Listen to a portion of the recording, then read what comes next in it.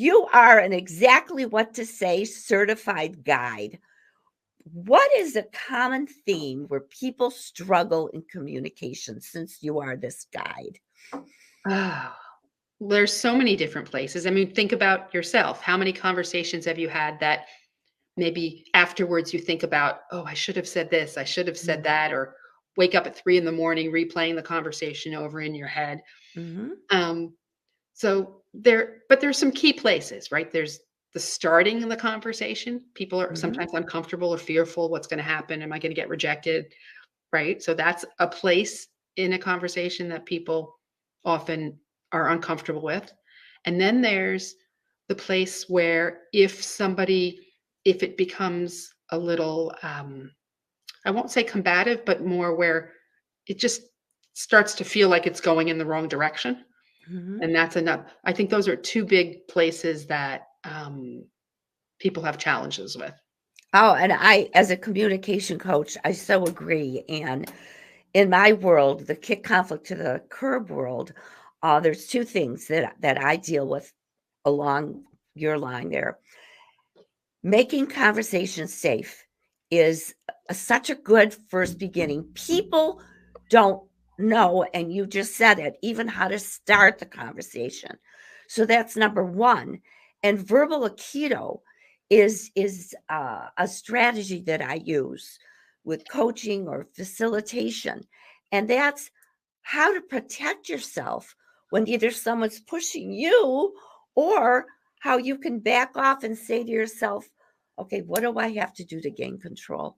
So we're talking about the same thing here, different words, but similar strategies. And could you briefly tell us what is and exactly what to say certified guide? Absolutely. So, exactly what to say uh, started as a book by Phil M. Jones.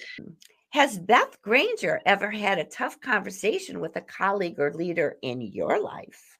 Of course. I was hoping you'd say that. Otherwise, what would I do then?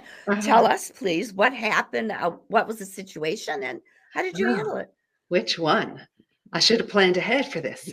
Um, I will tell you a personal one. I know, business is, but that's the first one that came to my mind.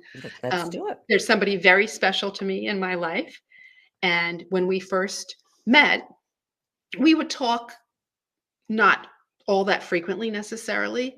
And it felt like I was always initiating the call. Mhm. And then I realized something. I realized maybe they didn't need frequent communication to feel like we were close. Maybe that was my need. So I said to them, I would really like to speak more frequently, and I don't always want to be the one initiating the call. And guess what? The next call wasn't made by me. So sometimes it's realizing that might not be their need. Mhm. And what you just did with this personal call is that was a risk to say that because you're sharing something and they could either say, yeah, you're right. You call me way too much. I don't even like you. Can't imagine anybody saying that about you, Beth Granger. And it's again taking a risk. And that's why folks, when you have a personal example was just perfect because usually when you say it in a way to make it safe for that person to answer, not in a tough way, hey, you never call me. That's when you could even say to yourself, hmm, is this the imposter syndrome? Does this person really, and that's what we do to ourselves. Does this person really, do they, maybe they don't like me? Well, the only way you're going to know is ask and stop feeding that negativity in your brain. Maybe they don't like you, but figure it out by asking that question just like you did. So that's awesome. And And are you open to me sharing one of the exactly what to say phrases that I think is great for something like this? I'm all ears. So sometimes when you're in a conversation, it's it's going in a direction you're not comfortable with, or you didn't want it to go, but you don't know why. You don't know somebody's what somebody's experienced in the past. So one of my favorite things to say is, what is your experience with?